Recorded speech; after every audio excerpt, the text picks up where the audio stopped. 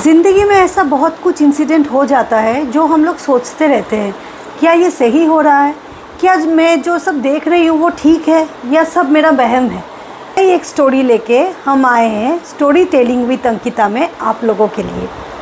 आज का स्टोरी है द ट्रेन जर्नी।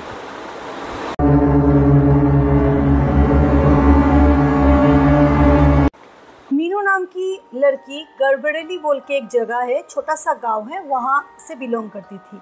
वो बहुत एम्बिशियस थी, पढ़ाई में बहुत तेज़ थी, लेकिन घर का फिनेंशियल कंडीशन बहुत अच्छा नहीं था, इसीलिए उसको स्टडीज़ बंद करना पड़ा। 12th पास करने के बाद उसने सोचा कि अभी जॉब करते हैं क्योंकि पापा का हेल्प करना चाहिए। तो मीनू ने अखबार में बहुत सारा एडवर्टाइज देखा, दूर जाने का उसका मन था कि मैं थोड़ा सा बाहर जाके कुछ करती हूँ।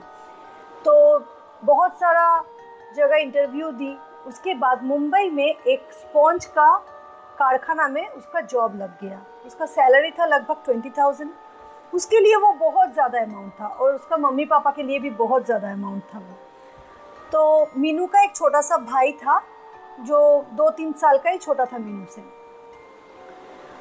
तो मीनू बहुत जिद करने लगी पापा से कि पापा मुझे अकेले जाना है, मैं मुंबई जाती हूँ। लेकिन पापा ने बोला नहीं, पहली बार तुम उतना दूर जा रही हो तो मैं तुम्हारे साथ जाऊँगा और तुमको पहुँचा के फिर मैं आ जाऊँगा। तो मीनू ने बोला ठीक है। वो पैकिंग वगैरह की, अपना उसका मम्मी भी बहुत सारा सामान जैसे लगता है, रिक्वायरमेंट्स होता है बाहर जाने के लिए, सब कुछ अरेंज करके छोटा मोटा सा बेड वगैरह दे के, बेडिंग वगैरह बना के मीनू को रवाना कर दिया। मीनू का पापा भी साथ में गए और पूरा तसल्ली कर लिए वो जाके मुंबई में कि कौन सा कारखाना था, रहने का क्या फैसिलिटी मिल रहा है। तो मीनू को एक क्वार्टर मिला था, वहाँ 3-4 लड़की थी जो वो कारखाना में काम करती थी, सब मिलके वो रूम शेयर करके वहाँ खाना वगैरह बना के वो लोग रहने वाली थी। तो मीनू का पापा बहुत सेटिस्फाइड हुए कि चलो बेटी अच्छा जगह में है, कोई प्रॉब्लम नहीं है, और बहुत अच्छा सिक्योरिटी भी था वहाँ, लड़की लोग के बीच रहने में कोई दिक्कत नहीं था। पहले कुछ दिन मीनू को थोड़ा सा परेशानी हुआ काम समझने में और वहाँ का माहौल में ढलने में, लेकिन धीरे धीरे कुछ महीना, जैसे 3 महीना जैसा हो गया था, मीनू का एडजस्ट हो गई थी और घर आने के लिए भी मीनू बेताब थी। त्यौहार का टाइम आ गया, दुर्गा पूजा हुआ, लेकिन कोई भी छुट्टी मीनू को मिला नहीं, क्योंकि दुर्गा पूजा से भी ज़्यादा धमाल होता है मुंबई वगैरह में दिवाली में। तो दिवाली आ गया तो सबको छुट्टी मिल रहा था, तो मीनू बोला कि इस बार मुझे घर जाना ही है क्योंकि काफ़ी दिन हो गया है, मम्मी पापा भी बहुत इंतज़ार कर रहे हैं, तो मुझे जाना होगा। तो छुट्टी मिल गया मीनू को। मीनू बहुत सारा गिफ्ट्स घर के लिए लिया, अपना भाई के लिए, मम्मी पापा के लिए, बहुत सारा स्वीट्स, कपड़े, बहुत कुछ मुंबई से। और उतना बड़ा शहर है, वहाँ क्या नहीं मिलता है, सब कुछ मीनू का जितना बस चला मीनू ने सब कुछ खरीद लिया। और मम्मी पापा को फ़ोन करके बोला कि मम्मी पापा इस बार मैं अकेले आ जाऊंगी, आप लोगों को परेशान होने का कोई ज़रूरत नहीं है। तो पापा थोड़ा सा परेशान हो ही रहे थे, वो बोल रहे थे कि मैं आ जाता हूँ, लेकिन मीनू बोला नहीं, यहाँ से बहुत सारे लड़की मेरे साथ अपना अपना घर जा रही है, मैं अकेले आ सकती हूँ, कोई प्रॉब्लम नहीं है। ऐसे करके मीनू टिकट्स बनाई, लेकिन टिकट्स मिला मीनू को दिवाली से 2 दिन पहले का। छोटी दिवाली में मीनू, मतलब धनतेरस में मीनू ट्रेन में रहने वाली थी। मुंबई काफ़ी दूर है, बिहार और मुंबई में, मतलब महाराष्ट्र में काफ़ी ज़्यादा डिस्टेंस है, तो इसीलिए थोड़ा सा टाइम लग जाएगा, लेकिन कोई बात नहीं, मीनू को स्लीपर क्लास में रिजर्वेशन मिल गया था और छुट्टी हो गई। मीनू अपना ट्रेन में सवार हो गई अपना सहेलियों के साथ। एक एक स्टेशन आ रहा है, अपना अपना डेस्टिनेशन पे सब कोई उतर रही है, और ट्रेन में नया नया दोस्त भी मीनू बनाई, क्योंकि मीनू बहुत फ्रेंडली टाइप की लड़की थी, चुप रह ही नहीं सकती थी, उसको सबसे बातचीत करना, गपशप करना बहुत अच्छा लगता था। ऐसे करते करते धनतेरस वाले दिन तो बीत गया। उसके सेकेंड डे, छोटी दिवाली के दिन, लगभग आधा रास्ता तो मीनू पहुंच ही गए थे। पापा, मम्मी, भाई कंटिन्यू मीनू से फ़ोन पे बात कर रहे थे, क्योंकि पहली बार मीनू अकेले इतना ज़्यादा लंबा डिस्टेंस कवर कर रही थी। मीनू भी बहुत बोर हो गई थी क्योंकि काफ़ी लंबा ट्रेन जर्नी था। मुंबई टू गुवाहाटी एक्सप्रेस में मीनू को रिजर्वेशन मिला था, तो मीनू को, उसका गांव में तो स्टेशन नहीं था इतना बड़ा कि एक्सप्रेस ट्रेन वहाँ रुके, तो कटिहार स्टेशन में मीनू रुकने वाली थी। तो उस हिसाब से मीनू ने घर पे बता दिया था कि भाई को स्टेशन में भेज दीजिएगा, और जब आ जाएंगे हम, तो भाई बहन हम लोग पहुंच जाएंगे घर पे गाड़ी करके, कोई प्रॉब्लम नहीं है। तो ऐसे ही सब कुछ ठीक ठाक हुआ। और छोटी दिवाली के दिन, उस दिन मीनू बस जैसे 1:30-2 बजे तक ट्रेन में जा रही थी, दोपहर का टाइम हो गया था। मैं थोड़ा सा मतलब कहानी से हटके कुछ बोलना चाहती हूँ। छोटी दिवाली जो होता है वो बंगाली लोग के लिए होता है भूत चतुर्दशी, ये एक त्यौहार होता है। इस दिन 14 शाक मतलब साग जो होता है, 14 किस्म का साग खाना पड़ता है पका के, और 14 मोमबत्ती हो या दिया हो वो घर का कोना कोना में देना पड़ता है, ताकि हम लोग का जो पूर्वज है वो उस मतलब लाइट देख के, वो दिया या कैंडल का लाइट देख के हम लोग का घर पे आए और हम लोग को आशीर्वाद करे। इस त्यौहार को हम लोग बोलते हैं भूत चतुर्दशी, जो अमावस्या का मतलब दिवाली का ठीक अगले दिन पड़ता है। तो हम लोग मानते हैं, मतलब बंगाली लोग हम लोग मानते हैं कि उस दिन भूत प्रेत अपना जो तंत्र साधना है ये सब बहुत एक्टिव हो जाता है। ये सब जो करते हैं वो लोग मतलब पावरफुल बहुत ज़्यादा हो जाते हैं। उस टाइम सब दरवाज़ा खुल जाते हैं ये सब का, काला जादू वगैरह का। ट्रेन लगभग खाली हो चुका था। उसका जो मतलब कंपार्टमेंट था मीनू का, वो थोड़ा थोड़ा फाका मतलब खाली हो चुका था। दूर दूर में 1-2 आदमी थे, बट मीनू का आसपास में कोई भी नहीं था, एकदम खाली। तो मीनू को बिल्कुल भी अच्छा नहीं लग रहा था, और फ़ोन का सिग्नल भी थोड़ा सा कम पहुंच रहा था, बात ठीक से घर पे नहीं हो रहा था। बैठे बैठे मीनू टाइम पास कर रही थी, तो एक मतलब कटिहार से 4 स्टेशन पहले एक स्टेशन है, उसका नाम मैं नहीं बोलूँगी, उस स्टेशन पे ट्रेन रुकी, और बुर्खा पहन के गोदी में एक छोटा सा बेबी, न्यूबॉर्न बेबी होगा, उसको लेके एक लेडी मीनू के ठीक सामने वाला सीट पे बैठी, और चुपचाप बिल्कुल, और बच्चा सो रहा था मम्मी के मतलब वो मम्मी के गोदी में ही। तो मीनू चुप तो रह नहीं सकती, वो बातचीत करना स्टार्ट कर दी कि आपका नाम क्या है, आप यहाँ से उठे, कहाँ जाएंगे। तो वो औरत का जो आइज़ था ना, वो बहुत थका हुआ सा था, इतना दूर कवर था, आइज़ देख के लग रहा था कि वो मतलब बात करना नहीं चाह रही है, थकन है, पूरा ब्लैक डार्क सर्कल वगैरह हो चुका है आइज़ में, और बच्चा एकदम सो रहा था, वो हिल डुल नहीं रहा था। मीनू को थोड़ा सा अजीब लगा कि मैं इतना बोल रही हूँ, ये तो कुछ बोल ही नहीं रही है।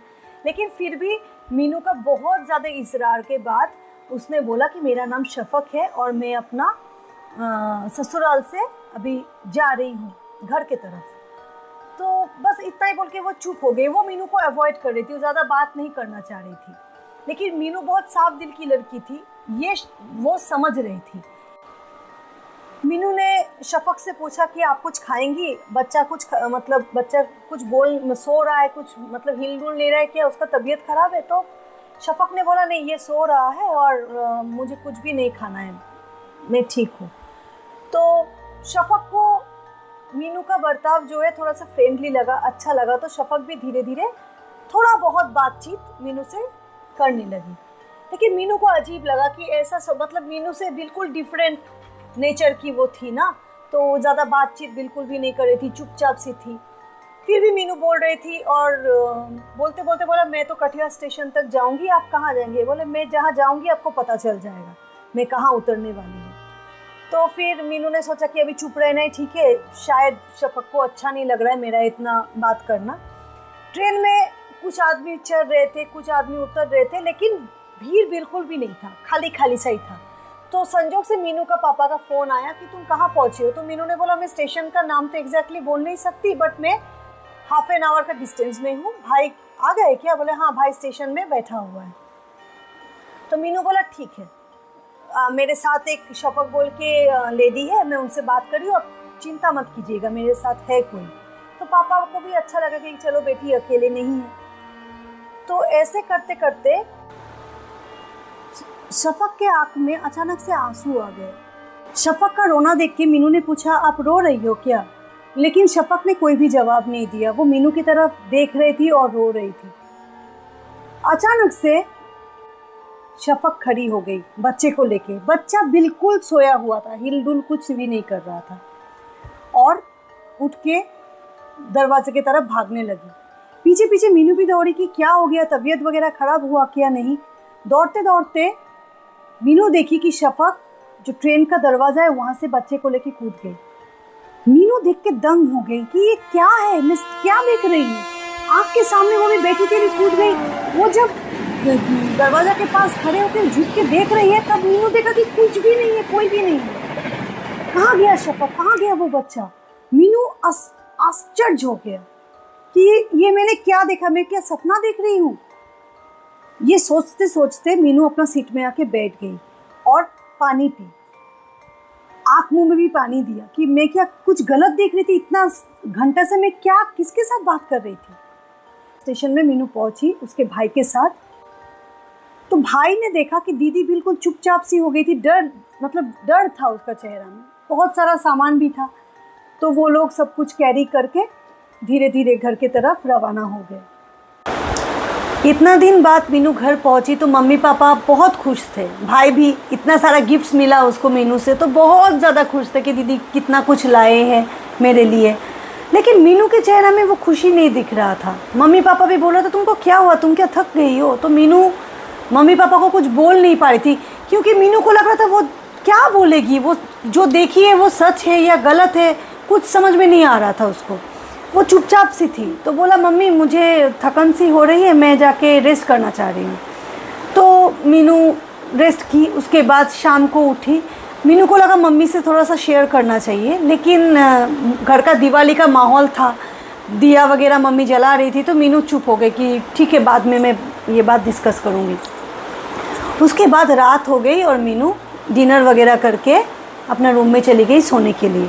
लेकिन मीनू का जो हरकत था वो मम्मी पापा को, भाई को भी थोड़ा सा खटक रहा था कि इसका तबीयत ख़राब है या क्या बात है। मीनू सोई। लगभग 2:30 बजे मीनू नींद से जागी, क्योंकि कोई मीनू को आवाज़ दे रही है, मीनू मीनू। मीनू धड़पड़ा के उठी। उठ के देख रही है कि शफक हाथ में वही बच्चा को लेके खड़ी है। रूम में छोटा सा एक बल्ब जल रहा था रेड कलर का, और मीनू डर गई, लेकिन उसका मुंह से आवाज़ नहीं निकल रहा था। वही बुर्का पहना हुआ, वही आइज़, वही बच्चे को लेके खड़ी है बिल्कुल पैर के सामने।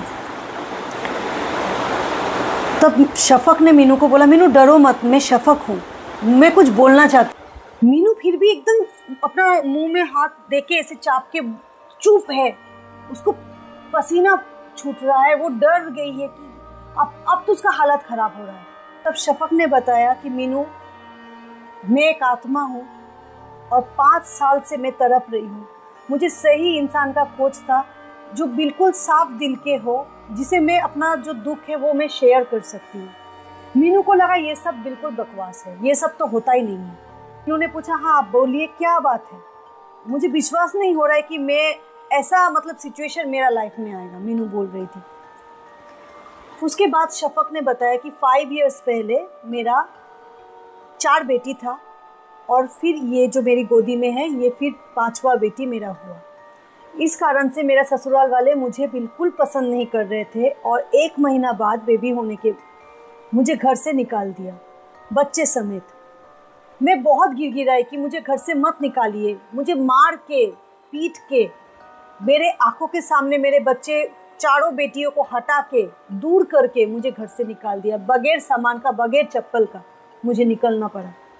मेरा मम्मी पापा बहुत गरीब है, बहुत उम्र हो गया है वो लोग का, और उतना अमीर भी नहीं है कि मैं फ़ोन के माध्यम से या कुछ कुछ सहयोग के माध्यम से उन लोग को मैसेज भेजती। मैं रवाना हो गई ट्रेन पे, लेकिन मेरा पति को मुझसे इतना ज़्यादा नफरत था कि ट्रेन में भी वो 4-5 आदमी को भेज दिए मुझे मारने के लिए। मेरा पति ने बोला था कि इसको इतना मारो इसका खाली जान रहे, बाकी कुछ ना रहे, और बच्चे को भी मार दो, मुझे बच्चे का शक्ल से नफरत हो गया है। ये सुन के मैं कैसे भी करके यही स्लीपर क्लास में जो जिसमें तुम बैठ के आई हो, यही मैं बैठ के बच्चे को छुपा के चुपचाप बैठी हुई थी। लेकिन वो 4 आदमी फॉलो करते करते बहुत नज़दीक मेरे आ गया था, और कटिहार से बिल्कुल 20 मिनट्स पहले जब कोई स्टेशन नहीं आ रहा था तो मुझे कोई ऑप्शन उपाय नहीं मुझे दिखा कि मैं क्या करूं। तब मुझे लगा कि अब मैं मर जाऊं वही ठीक रहेगा, क्योंकि ये लोग तो मुझे वैसे भी छोड़ने वाले नहीं हैं। और वो 4 आदमी आगे बढ़ रहे थे मुझे मारने के लिए या कुछ भी मुझे क्षति पहुंचाने के लिए। इसलिए मैं मतलब अपना ज़िंदगी से एकदम रुस्वा होके, मतलब मेरा कुछ भी होप नहीं था, क्योंकि मेरे पीछे कोई भी नहीं था, एक आदमी मेरे पीछे नहीं था, ना गांव का ना परिवार का। मैं वो चारों बेटी का याद अपना दिल में दबा के ये छोटी बेटी को लेके उसी टाइम पे ट्रेन से कूद गई। और हर साल दिवाली का यही छोटी दिवाली में मैं आती हूँ, मेरा आत्मा को शांति नहीं मिला और मैं यही जगह में आके बैठती हूँ और मतलब मैं कोशिश करती हूँ कि कोई मुझे देखे जिसको मैं अपना ये दर्द, ये पेन शेयर कर सकूँ। लेकिन इतना साल में कोई भी नहीं मिला। मैं हमेशा की तरह चढ़ती थी, बैठती थी, ऐसे ही कूद जाती थी, किसी को नज़र में भी मैं नहीं आती थी। तुम मेरे काम करोगी मीनू? तब मीनू को लगा कि नहीं, मुझे इनका हेल्प करना चाहिए। तो बोला, बोलिए शफक, क्या बात है? तब शफक ने बताया कि मेरी मम्मी पापा आज भी मेरा इंतज़ार कर रहे हैं। वो लोग बूढ़े हो चुके हैं, लेकिन उन लोगों को लगता है मेरी बेटी अभी भी ज़िंदा है। उन लोगों को कोई खबर नहीं पहुंचाया कि मैं कहाँ हूँ, मैं कैसी हूँ आज तक। खाली इतना काम करना, मेरा ये एड्रेस है, तुम जाके खाली मम्मी पापा को बता देना कि शफक अब इस दुनिया में नहीं है। और एक काम और करने बोलना मम्मी पापा को कि मेरा जो मौत के लिए जिम्मेदार है उन लोगों को सज़ा ज़रूर मिले। कोशिश करे एटलीस्ट कि वो लोग को सज़ा मिले, मेरा ससुराल वाले को, मेरा पति को। इतना ही बोला तब मीनू ने बताया कि मैं ज़रूर कोशिश करूँगी, मैं ज़रूर करूँगी आपके लिए ये, कि मैं चाहती हूँ कि आपको शांति मिले। मुझे आपका वो दर्द भरी आंखें दिख रहा है और मैं ये कभी नहीं भूल सकती। और ये सब बोल के अचानक से मीनू पूछा कि आप इसको गोदी में लेके क्यों घूम रहे हो? तब मीनू शफक ने बताया कि मेरे साथ मेरा ये छोटा बेबी भी ख़त्म हो गया है, और लेकिन बच्चा निष्पाप होता है, बच्चा के मन में कुछ नहीं होता, इसीलिए मैं तो तड़प रही हूँ, लेकिन इसका आत्मा को शांति मिल गया, ये अब नहीं है। लेकिन मेरा जो बच्चा मेरे गोदी में था वो आज भी मेरे गोदी में है। मेरा दिल में बहुत तड़प है मीनू, बहुत, तुम प्लीज़ मुझे शांति दिलाओ। यही बोल के शफक अचानक से गायब हो गई और तब 3:30 बज चुका था। मीनू फिर सोई नहीं, उठ के अपना फ्रेश वगैरह हुई, क्योंकि मीनू को लग रहा था कि कब वो पहुंचेगी शफक के गांव और ये मैसेज घर वाले को पहुंचाएगी। उसके बाद मीनू अपने मम्मी पापा को सारा बात बताती है कि ऐसा ऐसा हुआ है। मीनू का मम्मी पापा भी बहुत समझदार थे, वो लोग बोला ऐसा कभी कभी होता है, तुम अपना भाई को लेके जाओ और शफक का आत्मा को शांति दिलाओ। मीनू निकल पड़ी अपने भाई को लेके और शफक के गांव में पहुंची। सही में जो एड्रेस बताया गया था वही एड्रेस में पहुंच के देखा कि शफक का एक फ़ोटो लगा हुआ है। आइज से पता चलता है, बुर्खा पहना हुआ फ़ोटो नहीं था और उसका मम्मी पापा अभी भी बैठा हुआ है। तो मीनू ने जाके पूछा कि आपका बेटी जो शफक है वो कुछ मैसेज भेजी है। तो उसका मम्मी पापा को लगा शायद ज़िंदा होगी, कहाँ है मेरा बेटी? तब मीनू ने बताया सारा कहानी कि आपका बेटी अब इस दुनिया में नहीं है और ये सब बात हुआ है। ये सब सुन के उसका मम्मी पापा को बहुत दुख हुआ, बहुत रोए, लेकिन मीनू को बहुत आशीर्वाद किए कि तुम आज इतना बड़ा काम किए हो कि मेरा बेटी का जो लास्ट इच्छा है वो आके तुमने बताया। हम लोग भी इंतज़ार में थे, मेरा भी इंतज़ार ख़त्म हुआ, अब शांति से हम लोग भी जा सकते हैं। यही सब बोल के मीनू दिवाली वाले दिन फिर अपना घर पे भाई के साथ आ गई। घर आने के बाद मीनू को एक अजीब सी शांति लग रही थी। मीनू को लग रहा था कि हाँ, मैंने कुछ अचीव किया, बहुत अच्छा काम किया, बहुत सुकून मिल रहा था उसको। इस कहानी से यही पता चलता है कि हम लोग साइंस के साथ जितना भी जुड़े हुए रहे, हम लोग का ज़िंदगी में साइंस का जितना भी प्रभाव रहे, लेकिन गॉड के आगे लॉजिक नहीं, मैजिक काम आता है और ये सब होता है। अगर आप लोगों के लाइफ में भी ऐसा कोई घटना, सच्ची कहानी घटी हुई होगी तो ज़रूर मेरे साथ शेयर कीजिएगा, कमेंट बॉक्स में ज़रूर लिखिएगा। कमेंट बॉक्स में अगर लिखिएगा तो मैं ज़रूर नेक्स्ट टाइम आपकी स्टोरी सबके सामने लाऊंगी। और अगर ये स्टोरी आप लोगों को अच्छा लगे तो please do subscribe my channel, like कीजिएगा, शेयर कीजिएगा, कमेंट ज़रूर कीजिएगा। Thank you.